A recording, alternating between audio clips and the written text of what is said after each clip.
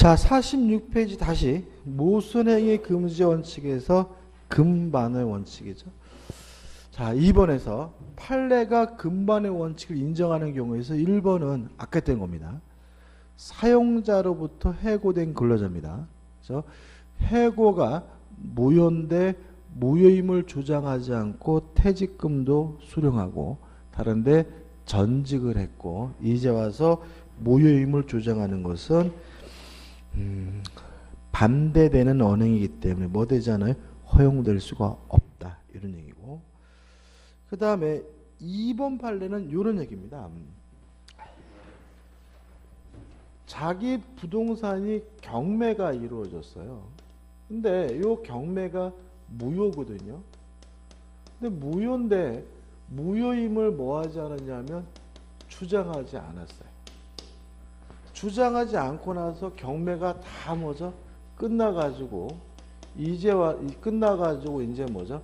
경락인이 이제 들어오려고 하니까 그때 비로소 무효이니까 나 못 나가겠다라고 주장하는 것은 뭐 되지 않아요? 허용되지 않는다. 왜냐하면 경매가 이루어질 때 무효임을 주장하지 않았던 사람이 이제 와서 뭐임을요? 무효임을 주장하는 것은 명백히 반대되는 언행이니까 뭐 되잖아요? 허용되지 않는다. 이런 취지인 거고요. 그 다음에 3번 판례도 마찬가지입니다. 읽어볼까요? 3번 판례. 채무자가 채권 양도하자를 강간 채 채권 양수인에게 변제 약속을 한 뒤 그 하자가 치유된 경우 다시 그 하자를 이유로 채무 승인을 부인하면서 소멸시에 항변을 하는 것은 신의성실의 원칙 및 금반의 원칙상 허용될 수 없다. 이해되시나요? 지금 이게 소멸시효가 완성된 거거든요. 완성된 거니까 뭐 할 필요 없어요? 갚을 필요가 없는데 이제는 그때는 뭐예요? 갚겠다라고 뭐 했어요? 약속해 놓고 이제 와서는 소멸시효가 완성됐으니까 못 갚겠다라고 주장하는 것은 뭐 되잖아요? 허용되지 않는다는 판례고요. 이것과 관련돼 가지고 메모할 게 있어요. 국가가 소멸시효가 완성됐음을 주장하는 것은 신의 성실의 원칙상 허용되지 않는다는 것이 우리 판례의 입장입니다. 자, 이건 뭐냐 하면 이런 문제입니다. 국가가 예를 들어서 뭐 강주 사태니 뭐니 해가지고 국민들에게 뭐죠? 불법행위를 했어요. 그러고 나서 이제 수십 년이 지나가지고 국민들에게 손해배상을 청구해달라고 요구했더니 국가가 소멸시효가 완성됐으니까 못 주겠다라고 하는 것은 신의칙상 뭐 되지 않아요? 허용되지 않는다는 게 최근의 판례예요. 요새 또 그 뭐죠? 그 강제징행 피해자 그 문제도 있고 그래가지고 좀 문제가 되는데 아무튼 국가가 자신의 채무에 소멸시효가 완성됐음을 주장하는 것은 신의칙상 뭐 되지 않아요? 허용되지 않는다는 것이 최근 판례니까 이거 하나 따로 좀 기억해 두시기 바라고요. 그 다음에 4번 판례는 요겁니다. 우측에 내용이 나오는데 자, 이런 문제예요. 그러니까 말로 말씀드리면 형이 동생 집에 살고 있어요. 형이 뭐죠? 동생 집에. 형이 동생 집에 살고 있는 이유는 동생하고 뭐죠? 주택 임대차 계약을 해서거든요. 물론 보증금도 줬고 월세도 주고 있는 상태인데 문제는 동생한테 전화 온 거예요. 전화 와가지고 형 나 이번에 은행에서 대출 받는데 형 보증금 때문에 대출금이 적을 것 같아. 그러니까 은행 직원이 오면 나 받을 보증금 없다라고 확인서 하나 써줘 라고 하길래 형이 뭐죠? 보증금 받을 게 없다라고 뭘 써줬어요? 확인서를 써줬어요. 그러고 나서 뭐죠? 그 아파트가 경매가 됐을 때 나는 받을 보증금이 있다라고 주장하는 것은 금반원의 원칙상 뭐 되잖아요? 허용되지 않는다는 판례입니다. 이해되시죠? 그죠? 다시 말하면 임차인이 보증금 없다. 다시 말하면 대항력도 주장하지 않겠다. 우선변제권도 주장하지 않겠다라고 확인서를 써주고 나서 나중에 보증금 등에 대한 우선 변제권을 주장하는 것은 뭐 되지 않어요? 허용되지 않는다는 판례니까 결론만 꼭 기억해 두시기 바랍니다. 다 했죠, 그죠? 그러면 우리가 판례를 쭉 했는데 이 부분은 이제 뭐가 나오는 부분이냐면 판례가 나오는 부분이기 때문에 좀 뭐 할 수 있어요? 까다로울 수가 있어요. 근데 아까 전 시간에 마지막에 말씀드렸지만 가장 주된 내용은 뭐예요? 반대되는 언행이 뭐가 돼요? 금지된다. 전에 한 말하고 지금 한 말이 뭐죠? 모순되면 안 된다. 요 근반의 원칙으로 모든 내용이 다 허용이 되고요. 다시 말씀드리지만 강행복귀 위반의 경우에는 신의성실의 원칙이 적용되지 않는다는 말은 강행복귀 위반의 경우에는 반대되는 행위를 뭐 할 수 있어요? 할 수가 있다는 의미가 된다는 거에 생각하시면 판례가 그렇게 어렵지는 않습니다. 이것도 물론 계속해서 반복해서 볼 판례들이니까 너무 걱정하지 않으셔도 돼요. 그 다음에 이제 권리남용 금지의 원칙이 나옵니다. 이건 또 이제 하나 사례를 들면 좀 이해가 쉬운데 독일 사례입니다. 갑이라는 사람이 살고 있고요. 이웃에 을이 살고 있어요. 이 담입니다. 경계. 실제 사건인데 요 갑과 을은 철천지 왼수예요. 왼수여가지고 갑은 을이 잘 되는 꼴을 못 보겠는데 갑이 어느 날 창밖을 쳐다보니까 을이 자기 마당에다가 우물을 파고 있어요. 뭐 하려고요? 물 먹으려고. 근데 갑은 을이 물 먹는 꼴을 못 보겠어요. 그래서 어떤 짓을 하냐면 자기 마당에다가 우물을 100개를 팝니다. 실제 사건이에요. 몇 개를요? 100개를. 자, 그럼 한번 생각해 보자고요. 지금 일단 갑이 자기 마당에다가 우물을 파는 거는 지 마음인 거죠. 따라서 뭐죠? 권리 행사입니다. 근데 문제는 물 먹기 위해서 우물을 뭐 한 개 파는 건 상관이 없지만 100개를 파는 거 너무 지나친 거죠. 다시 말하면 권리 행사이긴 한데 이게 뭐예요? 지나치죠. 지나친 행위를 하고 있고요. 그 다음에 갑은 왜 우물을 100개를 판 거죠? 물 먹으려고 파는 게 아니죠. 을이 뭐죠? 물 못 먹게 하려고. 을이 우물을 파더라도 물이 안 나오게 하려고. 쉽게 말하면 뭐죠? 엿먹이려고 한 거잖아요. 그죠? 엿먹으려고 했다. 다시 말하면 가해 의사가 있는 경우. 자, 이런 경우를 우리가 권리 남용이라고 하고요. 권리 남용의 경우에는 그 권리 행사가 뭐 되지 않냐면 허용되지 않습니다. 그래서 다시 말하면 권리의 행사이긴 한데 그것이 너무나 지나치고 주관적으로 뭐가 있다면요? 가해 의사, 엿먹일 의사가 있다면 이런 거 우리가 뭐죠? 권리 남용이라고 하고 이것은 뭐 되지 않아요? 허용되지 않는다. 이런 얘기인 겁니다. 그래서 교재 보시면은 1번 권리 남용에 유래해가지고 내용이 나오니까 한번 보시면 될 것 같고 2번 권리 남용이 성립하기 위한 요건 해가지고 내용이 나오는데 결국 어떤 내용이냐면 요 주관적 가해 의사가 필요하냐 없느냐 문제예요. 우리 학설은 지나친 행위가 있다면 가해 의사가 없더라도 권리 남용이기 때문에 허용되지 않는다라고 보거든요. 근데 우리 판례는 안 그래요. 우리 판례는 꼭 그런 건 아니지만 일반론적으로 지나친 행위 외에도 뭐가 있어요? 가해 의사가 있어야 주관적으로 가해 의사가 있어야 권리 남용이 된다는 것이 우리 판례 입장입니다. 그래서 한번 읽어볼 건데 밑에서부터 두 번째 줄 보시면 가해 의사가 필요한가에 관해서 통설은 학설이죠. 권리자의 주관적인 가해 의사는 권리 남용의 성립 요건이 아니라고 한다. 판례의 주류적 입장은 주관적 요건을 뭐예요?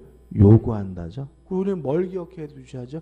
판례를. 그럼 우리 판례는 결국은 권리 남용으로서 허용되지 않기 위해서는 객관적으로 지나친 행위뿐만 아니라 주관적으로 뭐까지? 가해 의사까지 있어야 비로소 권리 남용이기 때문에 허용되지 않는다. 기억할 것은 뭐죠? 이게 전부가 되는 거죠. 꼭 그런 건 아닙니다. 그다음에 넘겨보시면 관련해서 뭐가 나오냐면 판례가 나오는데 판례는 결국 뭐죠? 요거죠. 지나친 행위가 있고 가해 의사가 있으면 그것이 뭐죠? 권리 남용이기 때문에 허용되지 않는다는 얘기고 그 다음에 뭐가 나오죠? 판례가 나옵니다. 1번 소권의 남용이죠. 자, 이런 문제입니다. 소송을 제기하는 것은 권리 행사죠. 그죠? 내가 어떤 피해를 입었다는 이유로 소송을 제기하는 것은 뭐죠? 권리 행사인데 이게 뭐예요? 지나쳐요. 이 미친놈이 저하고 뭐죠? 사이가 안 좋다 그래서 하루에 뭐죠? 한 달에 뭐죠? 두세 건지 뭐 심심하면 뭘 날려요? 소장을 날리고 있어요. 근데 가만 보니까 그 소송 내용도 너무 한심한 경우예요. 뭐 예를 들어 가지고 뭐 방구를 너무 많이 꺼가지고 냄새나서 못 살겠다라고 뭐죠? 소송을 제기하고 뭐 이웃집 아줌마가 못생겨서 나 피곤해서 못 살겠다 이렇게 소송을 제기하고 이렇다면은 주관적으로 뭐까지 있다는 거죠? 가해 의사까지 있는 것이기 때문에 권리 남용으로서 뭐 되잖아요? 허용되지 않는다는 거죠. 뭐 그 소송도 그렇지만 요새 보니까 악성 민원이냐? 그죠? 공무원들 보니까 뭐 민원을 뭐죠? 뭐 1년 동안 뭐 3천 건 막 이렇게 제기하는 사람도 있잖아요. 그죠? 그것도 일종의 뭐가 될 수 있어요? 권리 남용이 될 수 있는 거죠. 왜요? 지나칠 뿐만 아니라 그러한 것들은 보통 일반적으로 뭔가를 구제받기 위해서 하는 게 아니라 뭐 하려고요? 연맥이려고 하는 경우가 많기 때문에 권리 남용에 해당한다. 이런 얘기고요. 2번 동시이행 항변권 행사가 권리 남용에 해당하는 경우 해가지고 나와 있는데 이것도 이런 얘기죠. 자, 일단 네가 나면 나도 못하겠다는 의미에서 동시이행 항변권 행사도 뭐예요? 권리 행사죠. 그죠? 근데 이놈이 보니까 사소한 것을 안 했다는 이유로 지는 못하겠다라고 주장한다면 이것도 뭐예요? 지나친 행위가 될 수 있고요. 가만 보니까 뭐 이것도 이유가 뭐예요? 단순히 뭐죠? 연맥이려고 괴롭히려고 하는 것으로 평가된다면 동시행변권이 뭐가 될 수 있어요? 권리 남용으로서 허용될 수가 없다. 이런 판례인 겁니다. 그 다음에 3번 인륜의 반환 행위로서 권리 남용의 인 경우에서 비정한 딸 사건이 나오는데 굉장히 유명한 사건이고요. 시험에 잘 나옵니다. 사건 내용은 이렇습니다. 지금 갑이라는 분이 미국에 거주하고 계세요.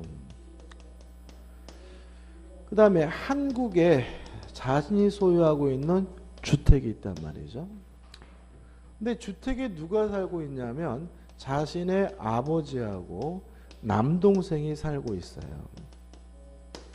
다시 말하면 이분이 미국에 살고 있고 한국에 뭐요? 주택을 소유하고 있는데 그 주택에 자기 친정 아버지하고 누가 살고 있는 거예요? 남동생이 살고 있는데 판결 내용은 남동생이 아버지를 부양하고 있다 이렇게 나와 있지만 실제로는 이 남동생이 소아마비였어요. 소아마비여가지고 아버지는 연세가 많으시고 그러니까 남동생도 아버지를 부양하고 있지만 형편이 뭐죠? 만만치는 않고 그런 상태인데 요 갑이 남동생과 아버지를 상대로 주택에서 명도소송 내 주택에서 나가라고 소송을 제기하게 됩니다. 물론 사이가 틀어져서 그렇겠죠. 그죠? 원래 그런 게 좀 있는 것 같아요. 가까울수록 사이가 틀어지면 더 원수되죠. 그렇지 않나요? 예를 들어 가지고 모르는 사람이 저한테 서운하게 하면 별로 기분 안 나빠요. 근데 진짜 절친한 친구라고 생각해도 이놈이 나한테 서운하게 하면 밤에 뭐죠? 소주 먹게 되는 거잖아요. 이 그지 같은 놈이 나를 막 이렇게 되는 거죠. 그래서 원래 가족끼리도 이게 사이가 틀어지면 남보다 더 어떻게 해요? 못된 짓을 하는 경우가 많아요. 아무튼 이 딸이 요 아버지와 남동생 상대로 명도 소송을 제기하고 있단 말이죠. 그럼 생각해 보자고요. 지금 자신의 소유권을 이유로 아버지에게 남동생에게 나가라고 요구하는 것은 뭐죠? 권리 행사인 거예요. 그죠? 지나칠까요? 자, 뭐가 문제냐면 갑은 현재 지금 미국에 거주하고 있기 때문에 요 남동생과 아버지를 이 집에서 내보낸다 하더라도 이 집에 뭐 할 수 없어요? 들어올 수가 없는 거죠. 그죠? 들어올 수 없으니 결국 뭐예요? 다른 사람에게 임대할 수 있는 정도의 꼴랑이잖아요. 그럼 만약에 갑이 기분이 나쁘면 요 아버지와 남동생에게 임대료 달라고 청구하는 것은 지나치지 않을 수 있어요. 근데 거기 살지 말라고 하는 것은 뭐예요? 지나친 거예요. 동의하시나요? 동의하죠? 그죠? 그 다음에 또 갑이 주관적으로 가의 의사가 있을까요? 어차피 남동생과 아버지를 이 주택에 내보내봤자 자기가 이 집에 뭐 할 수 없어요? 살 수는 없는 거잖아요. 그렇다면 결국은 살지도 않을 집을 나가라고 요구하는 것은 뭐예요? 엿먹으라는 뭐가 있다는 거예요? 가의 의사까지 있다는 거죠. 따라서 이런 것은 지나친 행위고 가의 의사가 있는 것이니까 권리 남용으로서 뭐 하잖아요? 허용되지 않는다는 판례입니다. 한번 읽어볼게요. 외국에 이민을 가해서 밑에 네 번째 줄이죠. 주택에 입주하지 않으면 안 될 급박한 사정이 없는 딸이 고령과 지병으로 고통을 겪고 있는 상태에서 달리 마땅한 거처도 없는 아버지와 아버지를 부양하면서 동거하고 있는 남동생을 상대로 자기 소유 주택의 명도 및 퇴거를 청구하는 행위는 인륜에 반하는 행위로서 뭐예요? 권리 남용에 해당하고 한다. 판례고 꼭 기억해 두셔야 되고요. 그 다음 우측에 4번 판례는 명의신탁과 관련된 판례인데 요거는 안 할 겁니다. 왜냐하면 명의신탁 자체가 시험 범위는 아니기 때문에 낼 수는 없을 것 같고요. 그 다음에 5번입니다. 자, 이거는 이런 문제입니다. 갑이 아버지 친권자예요. 을은 뭐죠? 미성년자입니다. 그러면 갑은 을 미성년자에 대한 친권자로서 법정 대리인으로서 을의 부동산을 뭐 할 수 있어요? 처분할 수가 있습니다. 동의하시나요? 그죠? 따라서 미성년자인 아들의 부동산을 처분하는 것은 뭐예요? 권리 행사입니다. 근데 재미있는 것은 보시면 이렇게 돼 있거든요. 5번. 수개월 후 성년이 될 미성년자에서 19세 5개월이죠. 이건 언제 판례인 거예요? 20살이 됐을 때 성년자가 될 때 판례입니다. 그죠? 그러면 우리는 지금 19세지만 이때 당시 기준하면 몇 개월만 있으면 성년자가 돼요? 5개월만. 소유 부동산을 그의 강력한 반대에도 불구하고 친권자가 성년인 장남에게 뭐죠? 증여했어요. 그러면 친권 행사지만 지나치죠. 그죠? 지나칩니다. 그죠? 거기다가 또 계속 보시면 이의 상반 행위는 아니지만 친권의 뭐죠? 남용이라는 말은 결국 이게 뭐예요? 둘째 아들을 뭐죠? 싫다는 거죠. 그죠? 네가 잘 먹고 잘 사는 거 못 참겠다는 거죠. 큰아들이 뭐죠? 왔다라는 거잖아요. 그죠? 따라서 이것도 뭐예요? 가의 의사가 있다는 거죠. 그래서 따라서 권리 남용으로서 뭐 되잖아요?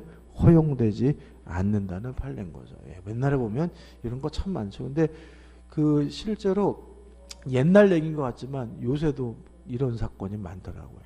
그 최근에 올해 또 벌어진 사건인데 이런 것도 있더라고요. 그 나중에 한번 또 설명을 드려야 되는데 갑과 을이 부부인데 갑을 사이에 A와 B라는 아이가 있어요. 아이가 있는데 요 갑이 을이 뭐죠? 엄마가 가출했어요. 가출을 해가지고 수십 년 동안 연락이 없었고 A와 B, A는 18세, 아직 미성년자도, B는 뭐죠? 16세가 됐는데 요 갑이 교통사고로 사망을 했어요. 그럼 뭐가 나오죠? 보상금이 나오죠. 그러니까 어떻게 해요?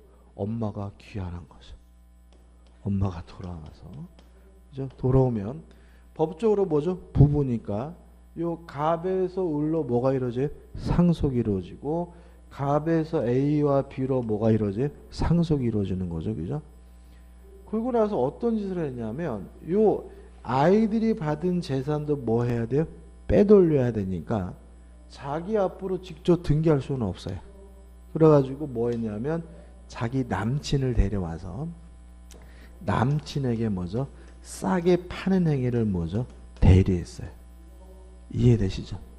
그죠? 그러고 나서 요 병에서 을로 뭐죠? 이전 등기가 이루어졌다는 것도 뭐죠? 확인이 됐어요. 이해되시죠? 그러면 요 매명이도 일종의 뭐가 될 수 있어요? 권리 남용이 될 수 있는 거죠. 다시 말하면 A와 B는 뭐죠? 미성년자고 미성년자의 재산을 뭐 할 수 있어요? 처분할 수 있는 것은 뭐죠? 친권 행사로서 뭐죠? 권리 행사지만 뭐 아무런 이득도 안 되는데 거의 뭐죠? 꽁꾸로 팔다시피 했어요. 무상으로 판 것은 뭐죠? 지나친 행위고 결국은 목적이 뭐예요? 요 A와 B의 재산을 자기 재산으로 뭐죠? 빼돌리기 위한 목적이니까 결국 이것도 뭐죠? 주관적으로 뭐도 있다고 봐야 돼요? 가해 의사도 있다고 봐야 되고요. 이러한 매매행위는 권리 남용으로서 뭐 되잖아요? 허용되지 않는다. 이런 식의 판례도 최근에 계속 나오고 있습니다. 그 다음에 6번 해가지고 공공복리에 반하는 경우인데 너무 옛날 판례 같아요. 한번 읽어보시되 중요하진 않고 그 다음에 7번 판례에서 뭐가 나오냐면 철거 사례가 나옵니다. 이 철거 사례가 굉장히 흔한 판례인데 이런 겁니다. 기본적인 내용은 갑이 토지를 소유하고 있고요. 인근에 예를 들어서 학교가 있었어요. 이런 사건이 굉장히 많아요. 우리나라에. 근데 이제 별 문제 없이 살았는데 갑이 요 토지를 측량을 해보니까 요 학교가 자기 땅을 예를 들어서 한 평 반을 한 평 2분의 1을 침범하고 있다는 사실을 알게 됐어요. 어떤 상인지 아시겠죠? 그죠? 그래서 갑이 학교와 만나가지고 뭐 하냐면 이제 매매 교섭을 하게 되는 거죠. 네가 지금 내 땅을 한 평 반을 먹고 있으니까 나한테 사라겠죠. 근데 일반적으로 매매 교섭을 할 때 그냥 시가대로 받으면 별 문제 없이 해결돼. 이런 경우는. 근데 보통 갑이 땡깡을 부리는 경우가 많아요. 뭐 시세 뭐죠? 10배, 뭐 100배, 뭐 이렇게 요구하는 경우가 많고요. 그러면 매매 계약이 뭐죠? 결렬이 되니까 갑이 학교를 상대로 요 한 평 반을 돌려달라고 뭐죠? 반환 청구하는 소송을 제기했어요. 근데 문제는 요 한 평 반이 이 땅에 공교롭게도 학교 건물에 기둥이 있는 상태이기 때문에 갑의 요구대로 한 평 반을 만약에 돌려준다면 학교 건물을 뭐 해야 될 판이에요? 철거해야 될 판이에요. 그런 사건들입니다. 대부분이. 자, 그럼 생각해 보자고요. 갑이 한 평 반을 반환 청구하는 것은 권리의 행사죠. 그죠? 근데 문제는 한 평 반을 돌려주게 되면 학교 건물을 뭐 해야 돼요? 철거해야 된다면 명백히 뭐예요? 지나친 행위인 겁니다. 그 다음에 갑의 주관적 의도인데 갑은 진짜 이 한 평 반을 돌려받는 게 목적이 아니에요. 뭐냐면은 소송을 제기하고 건물을 철거해달라고 주장하면서 매매 교섭 과정에서 뭐죠? 유리한 지위를 차지하려고 하는 거죠. 10배, 20배 받고 팔려고 하는 거잖아요. 다시 말하면 주관적으로 뭐도 있는 거죠? 가해 의사, 엿먹일 의사도 있는 거죠. 따라서 이것은 권리 남용으로서 뭐 되잖아요? 허용되지 않는다. 이런 취지의 판례들입니다. 근데 공교롭게도 우리나라가 굉장히 이런 판례들이 많아요. 그래서 일종의 뭐죠? 알박기 같은 건데 일부러 그런 땅을 뭐죠? 구입해 놓고 뭐죠? 명도 소송을 제기하거나 철거 소송하는 사례가 굉장히 많고요. 물론 우리 법원은 지나치고 이러한 요건을 갖춘다면 권리 남용으로서 뭐 되잖아요? 허용되지 않는다라고 판시하고 있으니까 결론만 기억하시면 되고 그 다음에 넘겨보시면 뭐가 나오냐면 송전선 사례가 나와요. 요거 좀 기억해 두시는데 송전탑에 대해서는 우리 판례가 권리 남용이 아닌 것으로 이해합니다. 송전탑에 대해서는 뭐가 아닌 것으로 이해해요? 권리 남용이 아닌 것으로 이해합니다. 이런 얘기입니다.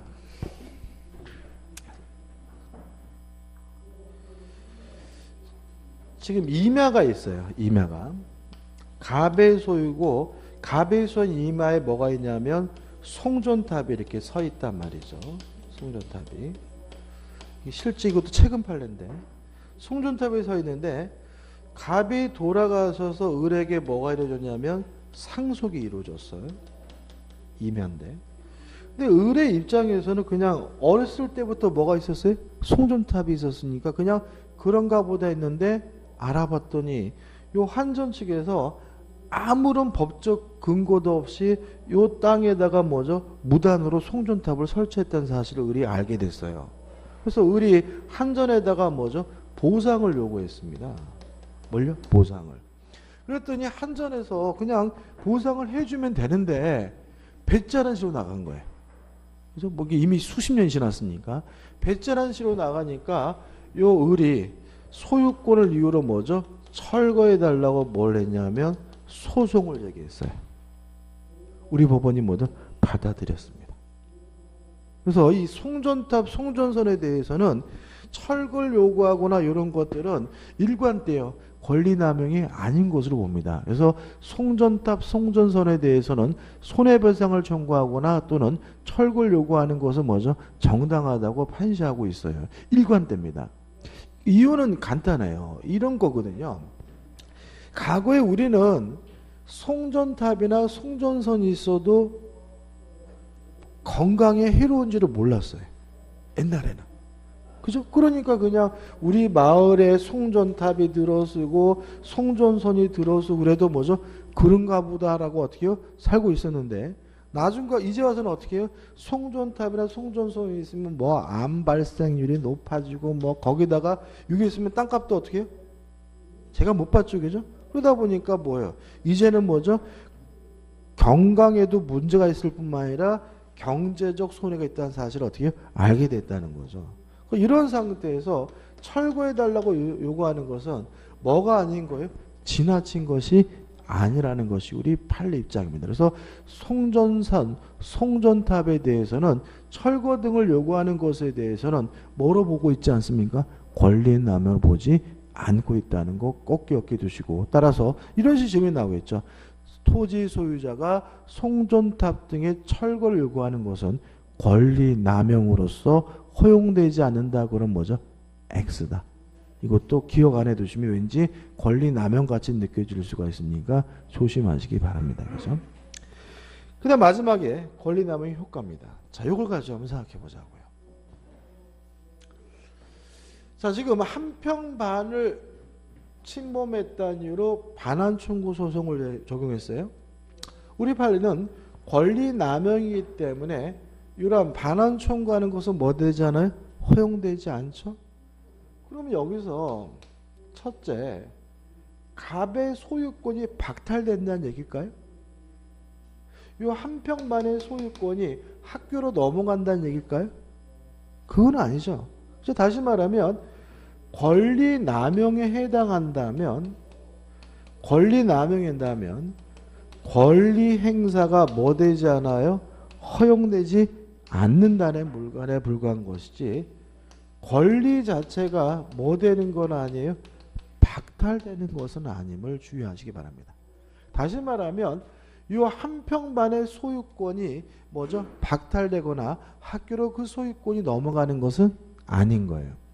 다시 말하면 권리 자체는 박탈되지 않고 뭐만 부정될 뿐이에요? 권리 행사만 뭐죠? 허용되지 않을 뿐이에요. 그러면 다시 한번 생각해 보자고요. 갑은 여전히 소유권을 가지고 있고 철거해달라고 반환을 청구해달라고 요구할 수는 없으면 둘은 어떻게 해야 되느냐? 세 번째인데 사용이익에 대해서 부당이득으로서 반환을 청구할 수 있을 뿐이라는 것이 우리 판례의 입장입니다. 다시 말하면 그동안 한 평 반에 대한 사용료는 뭐 할 수 있어요? 청구할 수가 있지만 그 건물을 뭐 해달라고요? 철거해달라고 요구할 수는 없다. 이런 거죠. 아까도 마찬가지입니다. 이것도 미국 거주하고 있는 딸이 한국에 있는 남동생 아버지에게 명도 소송을 제기한 것이 권리 남용에 해당한다는 이유로 허용되지 않는다면 갑의 소유권 자체가 뭐 되는 건 아니에요?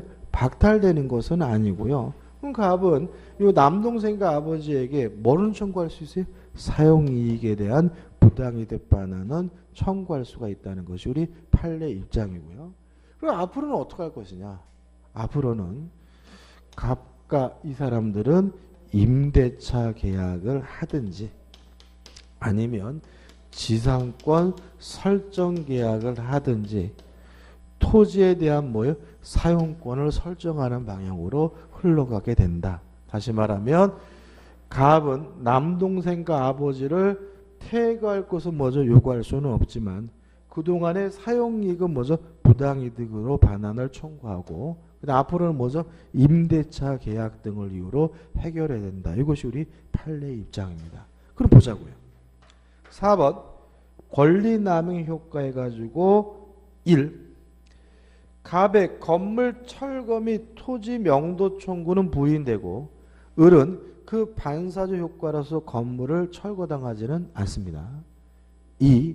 그러나 갑의 소유권은 박탈되지 않으며 을은 그 토지에 대한 지상권 또는 임차권과 같은 토지 이용권을 가지고 있지는 않으므로 을은 그 토지에 대한 점유가 적법하게 되는 것은 아니고 따라서 갑은 을에게 대해 토지의 불법 점유로 인한 손해배상 청구권 또는 부당이득 반환 청구권을 갖는다. 다시 말하면 사용이익은 부당이득으로 뭐 할 수 있어요? 반환을 청구할 수가 있고요.